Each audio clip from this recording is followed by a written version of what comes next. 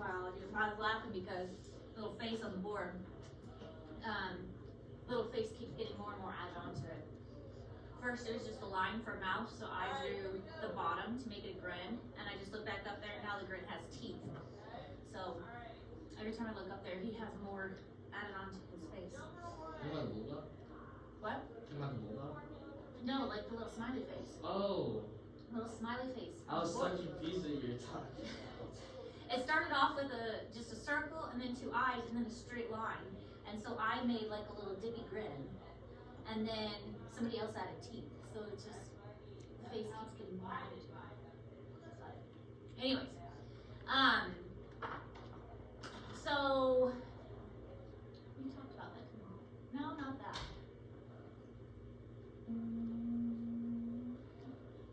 No, we've not talked about this. Okay, I was making sure that we haven't talked about these. So, we've been touching on what causes animals to become endangered and extinct. We're going to go a little bit more in depth with that today. So, most species loss can be traced to 5 major threats. And so, these are the 5 big things. Habitat loss, introduction of invasive species, overexploitation, climate change, and pollution. Did we already go through this one? We did talk about it briefly, but now we're going to go even more in depth into what these are. I thought we had those all down. That's why I was wondering. Yeah, so now we're going to look at them really in depth. So what is habitat destruction? What is introduced species? So we kind of broadly focused on it, and now we're going to specifically look at it. So go into it in more specific terms.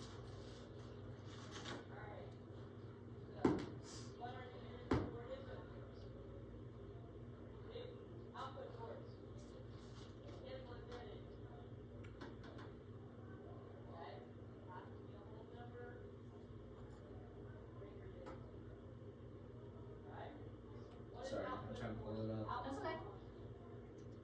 Are we going to submit our notes at the end of the...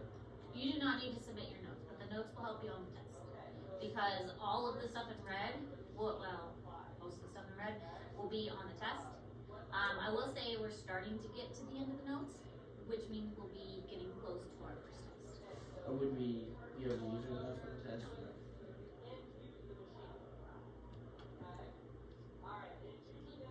But because this one is posted in Google Classroom because it has a star, but most of the other notes are not posted in Google Classroom. So when you're studying for your test, which you should, you're going to want to go back over and look over your notes.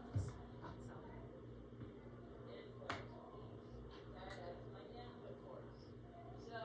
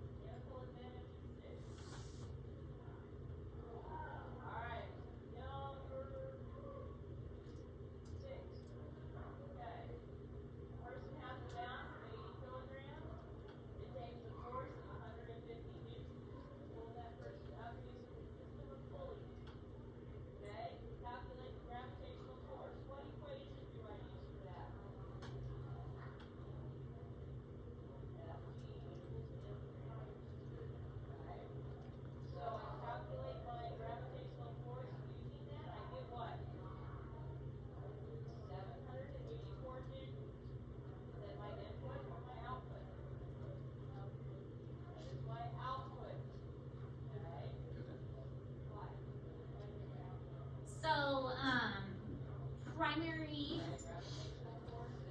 drivers of loss includes habitat loss, invasive species overexploitation, pollution, and then climate changes associated with global warming, and then things that influence it, of course, human, we cause it, increasing consumption of the natural resources, and then reducing the resources overall. All of this combining together is going to reduce the biodiversity. And then this little visual is in Google Classroom. Now, as I've mentioned multiple times, the main thing is habitat loss. losing the habitat is what's causing animals to become extinct. Introduction of species is also a big one. I know this number seems a little higher here, but really it's habitat loss that's causing animals to become extinct and endangered. And then introduction of species, that one is, we mentioned like zebra mussels is a big one, snakes in Florida is a big one, things like that. And then hunting and poaching are also reasons. And things like tusks for elephants, and we want, over exploiting the bison and killing lots of bison because we could, and or killing off a lot of the predators like wolves and mountain lions, things like that. So habitat destruction.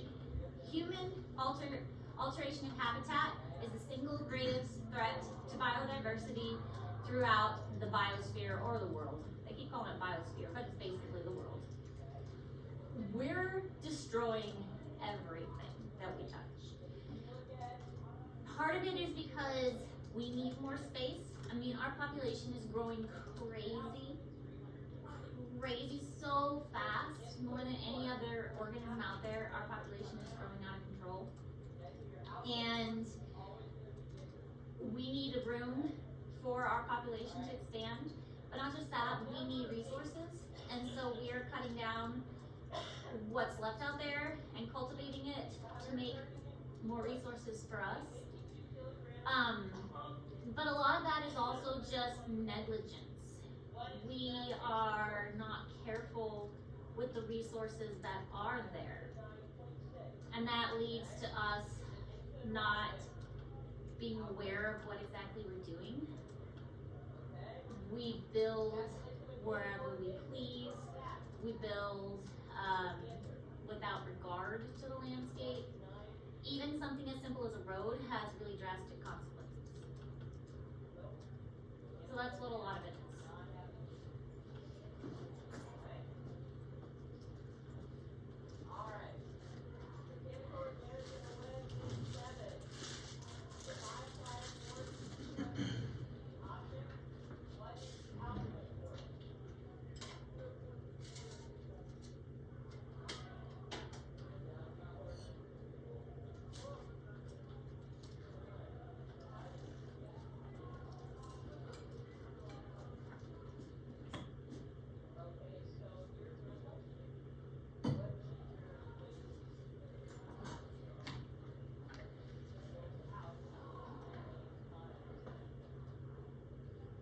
Locked.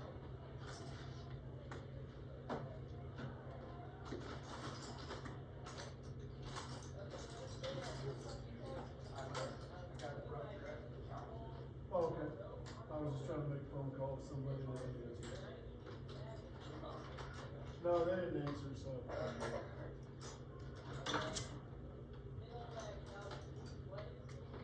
So many natural landscapes have been broken up, and this is called habitat fragmentation.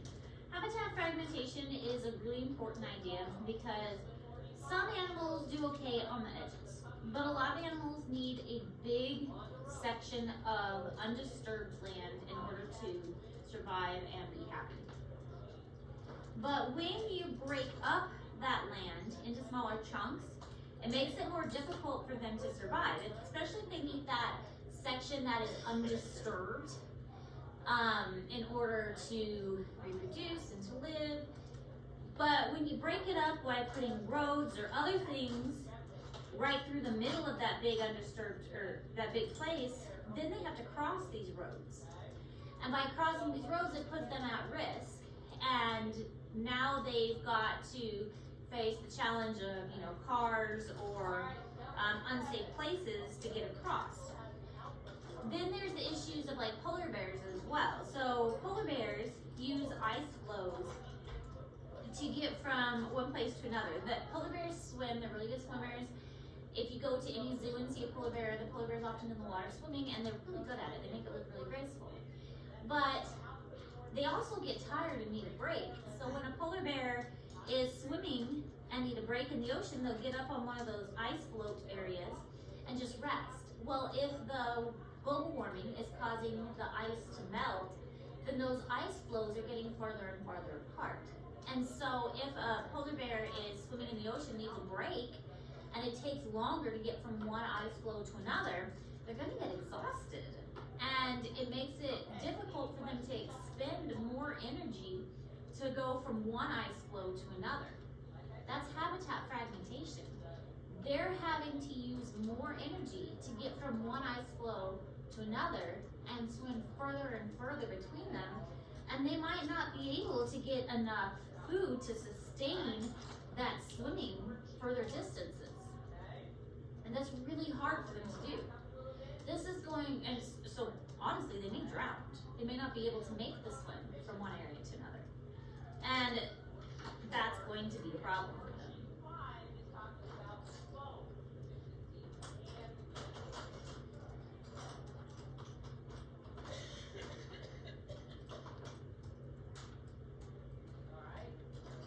Unrelated. But why are colored pencils so hard to sharpen? What is it about them that makes them so difficult to sharpen? I think it's just not made with wood. So wood is just colored wood. Inside, I'm pretty sure. You would think that they would be easier to sharpen.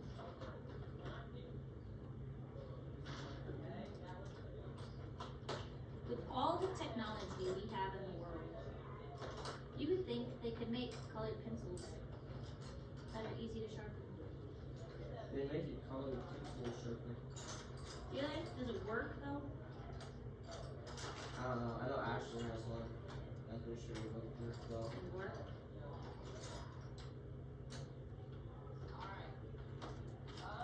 Are you about to color some? No, I can sharpen colored pencils while I sit here and talk to you guys. I'm about to sharpen. I'm pulling out ones that need to be sharpened.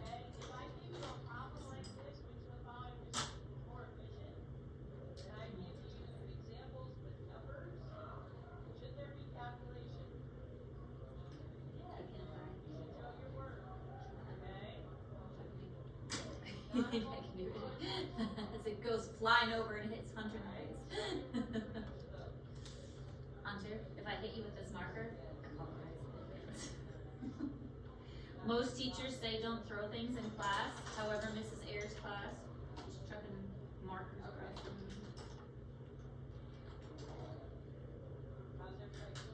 What's your 7th hour? My 7th hour is why? Because I know some people know. Mira says that she has it, and she always leaves class early. Then over here, Where'd you take the phone? I was wondering what class it was.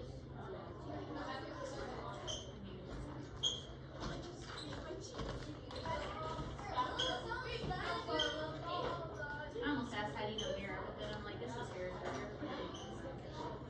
She's in the 6th hour. And also Ashley. Ashley. Miller? Yeah. Jay Roper. Yeah. Ashley has biology. Which is connected And I had Ashley in biology too. Yeah, she said she had it with you, with Mac, and Oh, man, that Dolly. is quite the class. Alright, this is what happens. Is that a When- bear or dog? That's a polar bear. Oh. Swimming. This is what happens when habitats get fragmented. Wildlife have to learn how to live with with humans. So this is an example of some geese having to cross a road. And we've all seen animals, especially here in Harrisburg, if you take J Highway, so many dead animals on the side of the road, especially in fall and springtime when the animals come out more. I mean, this time of year it's not quite as bad because animals are kind of hunkering down, but in the spring it gets so bad. I don't know how many turtles I've rescued off of J Highway. I used to keep a tally on the board of how many turtles Mrs. Ayers has rescued because I come up J Highway from Boonville, and Mrs. Ayers' turtle rescue tally, and the amount of animals that and it's because of habitat fragmentation. We build these roads through their place, and so they have to learn to adapt with us. And this is an example of a polar bear just having to swim swim from one ice flow to another. Now, introduction of species is another thing.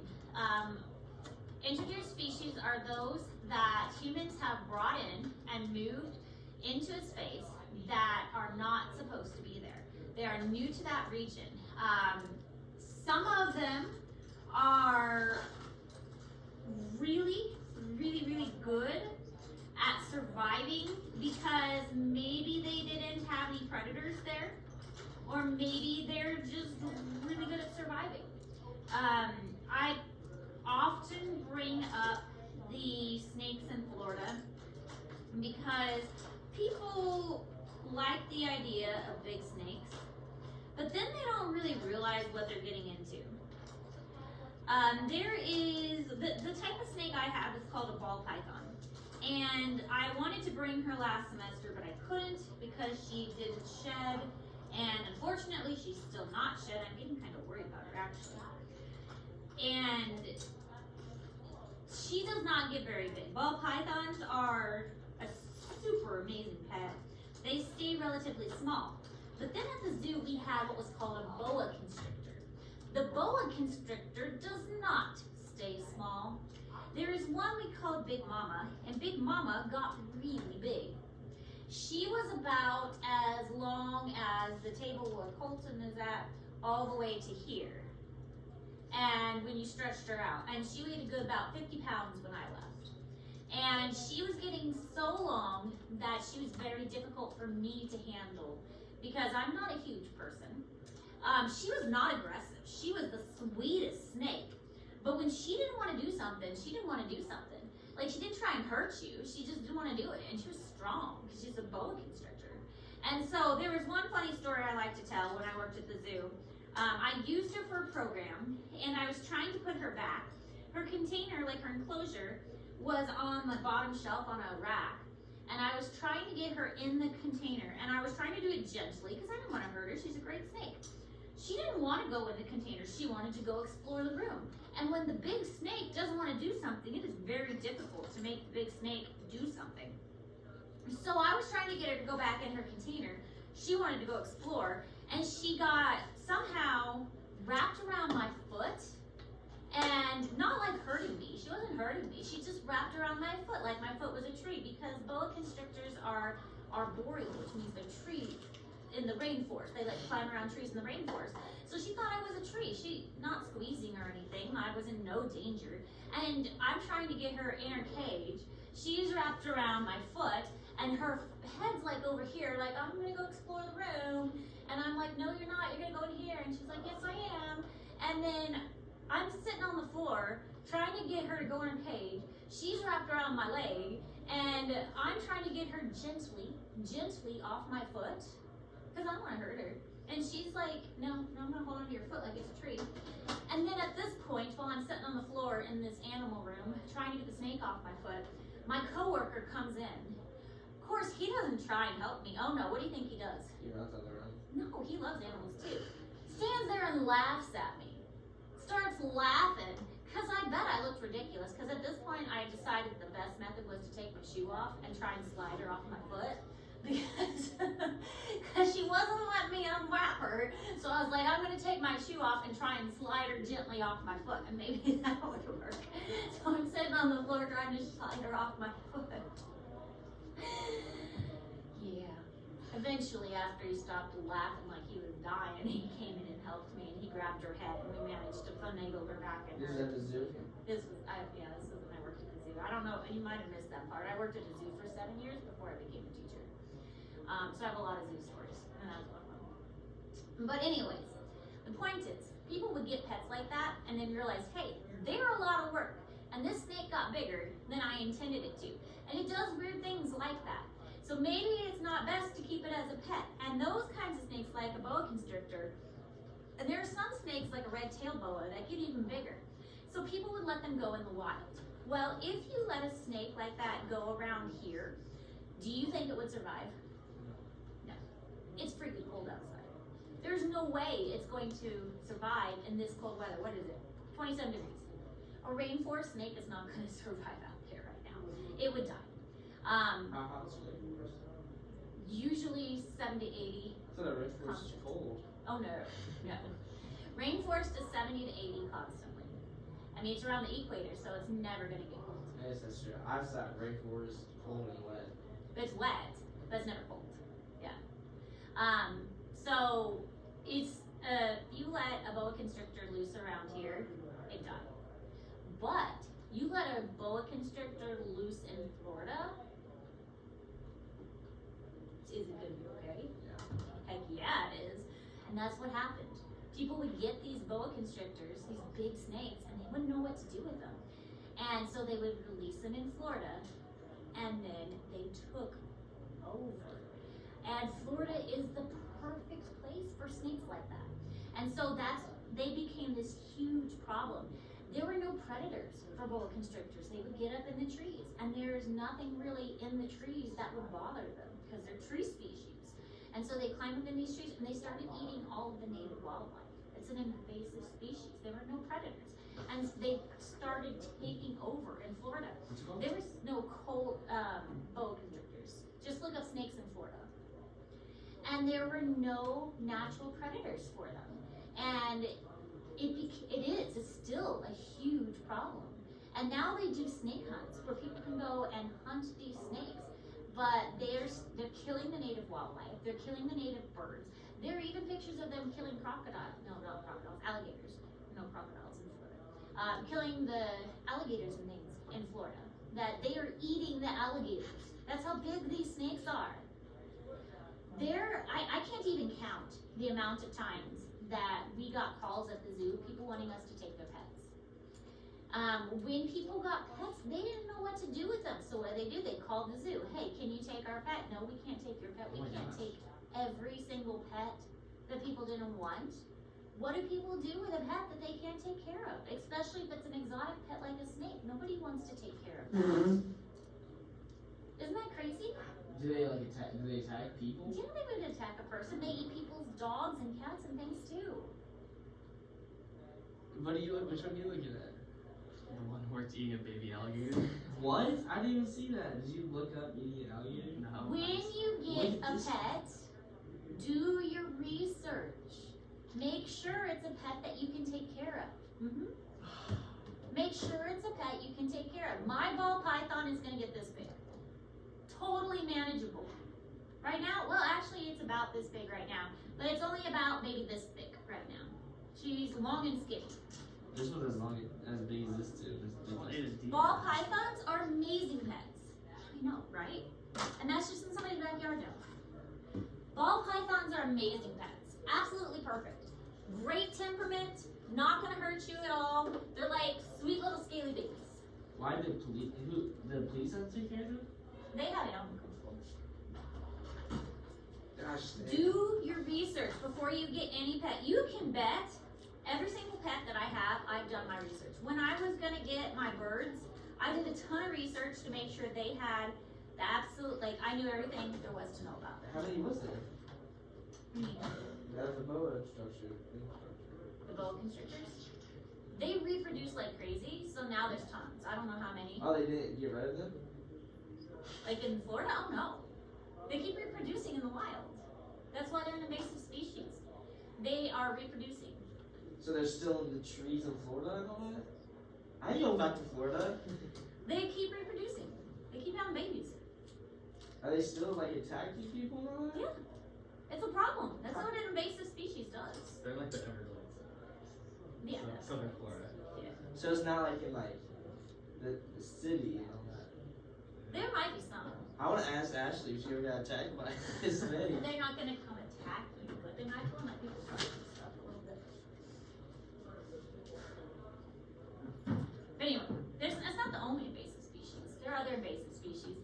This is something called kudzu. This was an aquarium grass.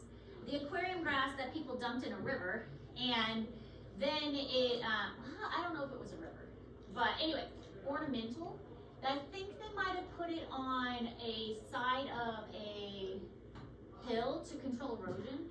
It can grow a foot or more a day, and it grows so fast that it chokes the trees and coats on the tree. This was a tree, and it kind of covered it so much that the tree can't grow anymore. It's completely like buried the tree. So now the tree can't grow. Wait. So where was this one at? Kudzu? The grass? Yeah. So kudzu is, I'm not sure where that one's located, but kudzu is it grows crazy fast, and you can like chop it down, but the roots go deep so that it sprouts right back up. So I think even if you burn it, it doesn't matter. The only way you get rid of it is like pull it up by your hands. So. I ain't doing all that. Then you've got, this is zebra mussels. We talked a little bit about zebra mussels before. This one kind of came over on boats, and it's in the Great Lakes, and it's starting to spread even more because with the zebra mussels, you guys know what bilge water is with boats? Have you heard of bilge water? Yeah. So when you have a boat, the bilge water is the bottom, like inside of the boat. Oh, has a yeah. yeah. That's where the zebra mussels are. And if you don't drain the bilge water on your boat completely, the zebra mussels get stuck in there, and you can transfer from one lake to another. That's what kind of happened. That people would not drain their bilge water, and they go from one lake to another lake, and they carry the zebra mussels down. Wait, so why is it called zebra mussel? Because they have stripes. They look like a zebra. Oh. And a mussel is a type of clam, like a clam oyster thingy. Do we have like any invasive species in Missouri? Asian carp. Asian carp. We also have honeysuckle, which is invasive, and there's a lot of clams. Honeysuckle? Honeysuckle. Look up invasive species in Missouri. Is there any harmful ones? This is one that we have. This is the European starling. These are all over the place. This is actually one that we're going to learn when we learn bird calls. European starling. Bees are actually an invasive species. Did you know that? Where are they from? Europe. Let's see, bees. Bees are not native. I thought. Okay. See all the stuff I teach you? None of these are really harmful. A lot of them are. Anything that's invasive is taking the space of something that was supposed to be here. They're all like just plants. Yeah, but it's taking the space of something that's supposed to be here. Japan, honeysuckle. Honeysuckle grows crazy fast, and it's cutting out space where native wildlife is supposed to be. So you may say it's not harmful, but if it's stealing spots where other plants are supposed to be, then that makes it harmful.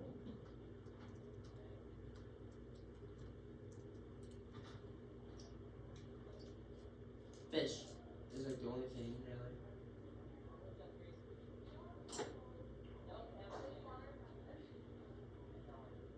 Zebra mussels, ashwood. Oh yeah, they dig holes in trees and kill the tree. Crayfish. Mm-hmm. I don't know. We have that in Missouri at all. Jumping worms. What's that? Probably a jumping worm.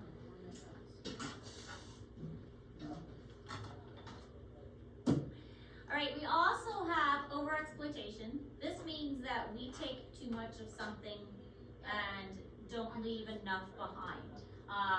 Fishing, for instance, we fish too much and don't leave enough fish behind or pay enough attention.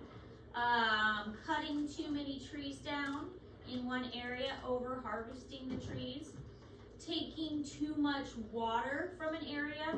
Another funny story, we had a river in Garden City. It was spelled like the Arkansas River. I don't know why they called it the Arkansas River. But the point is that there was no water in it. It was dry. And we had a bridge that went over it. It was really kind of funny. But there's never any water in it. It was more for dirt biking and four-wheeling than anything else. But that's over harvesting. We didn't really over harvest it though. That was because there was a dam up farther that had blocked the flow of the, like in Colorado, that had blocked the flow of our water. But over exploitation, using the resources more than necessary, getting more fish than you need, and then eventually the fish population is going to go away. that is dangerous, and it's going to cause animals to become extinct. We mentioned this before as well, though, that this is why there's rules with hunting, that you can only take so many bucks, or you can only catch fish of a certain size and only so many of them, otherwise you have to throw them back. It keeps the populations healthy. That's why there's a hunting season, and you can't hunt at you can only hunt a certain time of year. You can't hunt when there's babies. That's not gonna allow the population to replenish. You can't, that's why we hunt in the fall, so that, we're not hunting when there's babies abandoned all over the place. You're allowed to shoot whatever you want, though, on your own property, aren't you? I think you can. Are you? No. No. It just depends. Like, you have to like get permission to.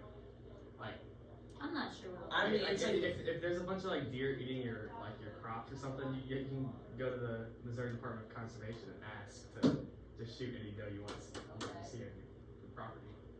But you can't just go out there and start shooting. I mean, it's like my property, my rules. I feel like I don't think so. I think most species are protected. Yeah. I feel like Oh, we still do. We still only hunt seasons.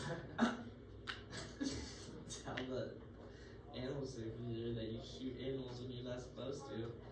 You messed Well, up. but that would, after time, you wouldn't get any animals on the property anyway. With climate change, release of excess carbon dioxide into the atmosphere. That's why climate change is happening. Now, we're not here to debate. I'm not going to say what kind of things you believe or anything like that. Some people will argue that climate change isn't real, and that's not what we're getting at here. According to science says that climate change is happening. But the way climate change comes about is that we burn these fossil fuels. Fossil fuels come from dead organisms that died thousands of years ago, and they had carbon dioxide or carbon in them. That gets burned and carbon dioxide gets released. When that carbon dioxide gets released, it's returned into the atmosphere. It creates like a blanket that warms the earth. It traps heat next to the earth, and that heats up the earth, and we call this the greenhouse effect. So this is heating up the earth, causing many things besides just, the earth to heat up. It's causing other things such as mild winters, hotter summers, rising ocean temperatures. The rising ocean temperatures is causing coral bleaching, which is a huge problem. The corals are starting to die because they can't handle the higher temperatures in the ocean. But it's also causing things like melting ice caps, which we just talked about, severe weather, weird weather like we've been having, and uncontrollable fires like California's been having. So all of these are symptoms of a much larger problem called global warming. If there was no humans on the earth, wouldn't the earth die immediately? If there are no humans on the earth would reset itself and heal itself. So no, the earth would be just fine without us. I like all the animals and stuff. No. If there were no humans, the animals and the plants would reset itself and be just fine. It would take a while, but you seen WALL-E? Yeah. It would happen like a WALL-E. The earth would eventually reset itself and be just fine. It would take a while, but I don't remember the ending of WALL-E. I just remember they all came back and cleaned it up. they all came back because eventually the earth started to reset itself because WALL-E found a plant. Because the earth had started to heal.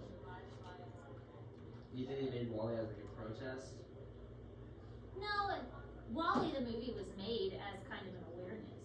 Yeah. Such a good movie. I love WALL-E. We should watch it one day. It would be a fun one to watch. Everybody loves WALL-E.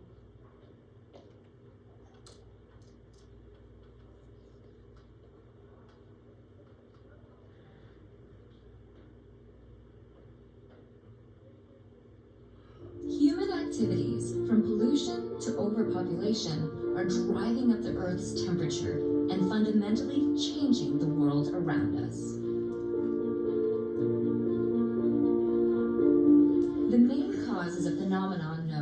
greenhouse effect.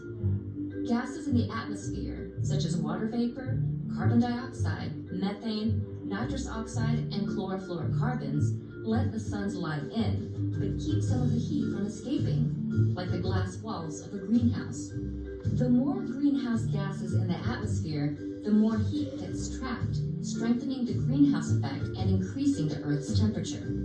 Human activities, like the burning of fossil fuels, have increased the amount of CO2 in the atmosphere by more than a third since the Industrial Revolution. The rapid increase in greenhouse gases in the atmosphere has warmed the planet at an alarming rate. While Earth's climate has fluctuated in the past, atmospheric carbon dioxide hasn't reached today's levels in hundreds of thousands of years. Climate change has consequences for our oceans, our weather, our food sources, and our health. Ice sheets, such as Greenland and Antarctica, are melting. The extra water that was once held in glaciers causes sea levels to rise and spills out of the oceans, flooding coastal regions. Warmer temperatures also make weather more extreme. This means not only more intense major storms, floods, and heavy snowfall, but also longer and more frequent droughts. These changes in weather pose challenges.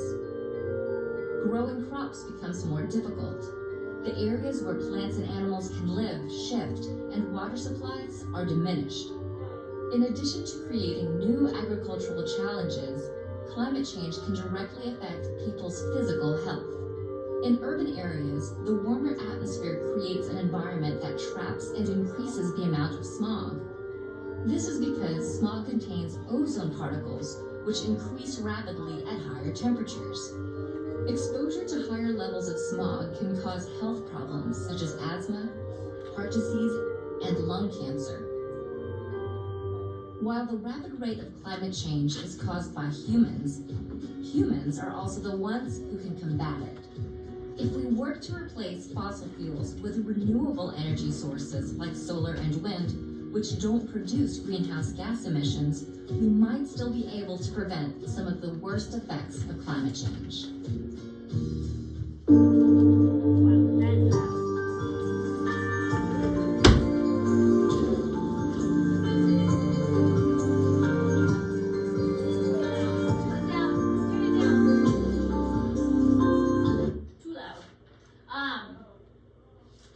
So we already mentioned that, maybe we did it. Sometimes my classes blur together. I don't know if we mentioned it or in here or not.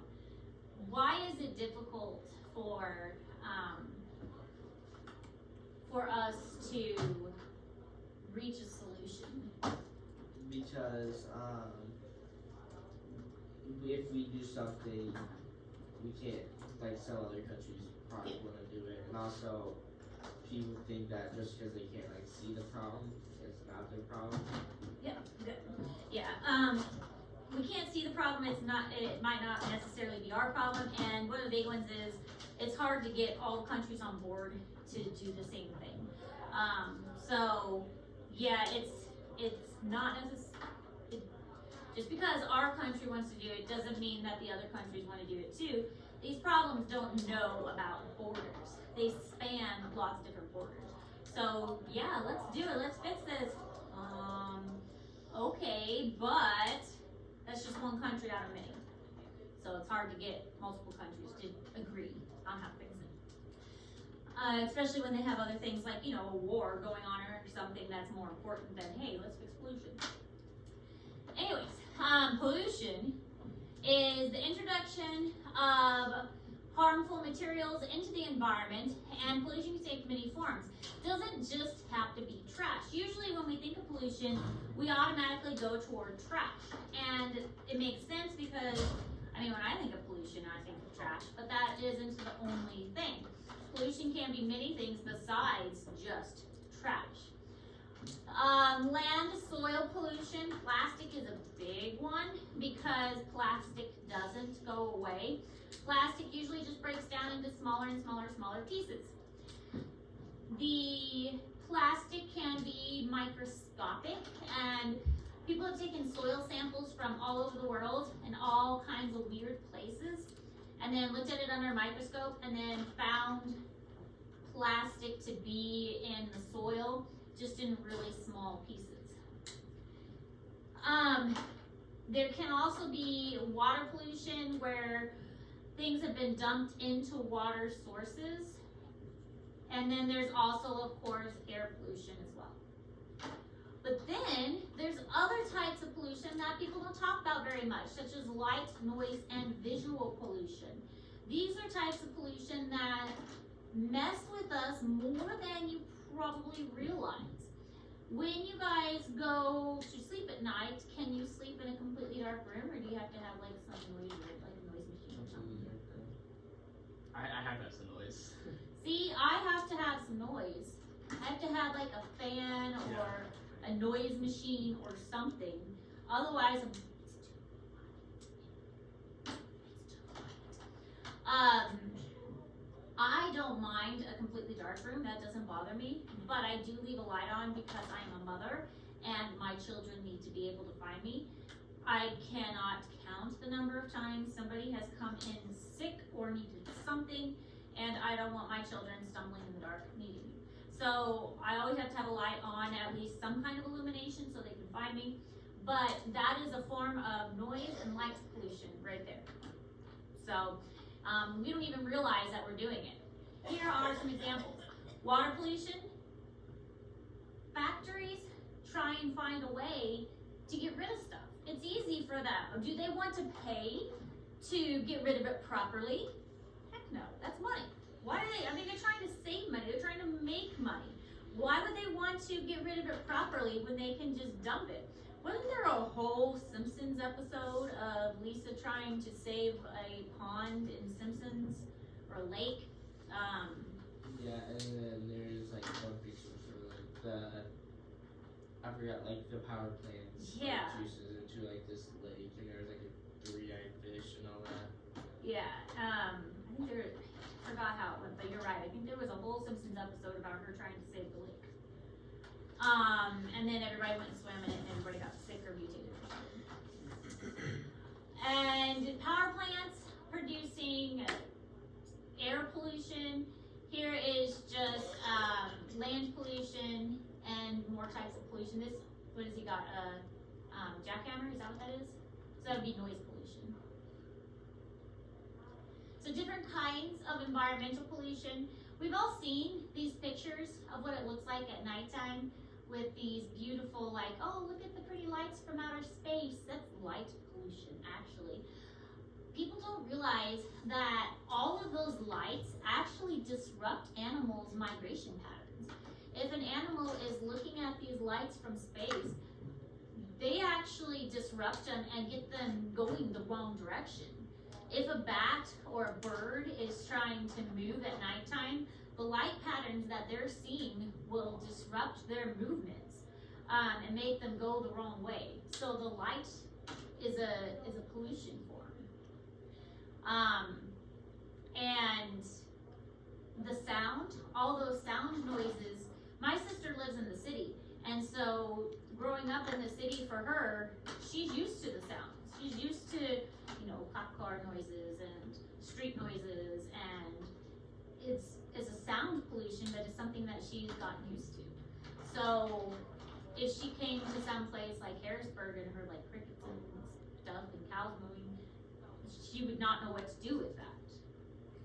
But because she has been polluted by city noise pollution. What was the other one?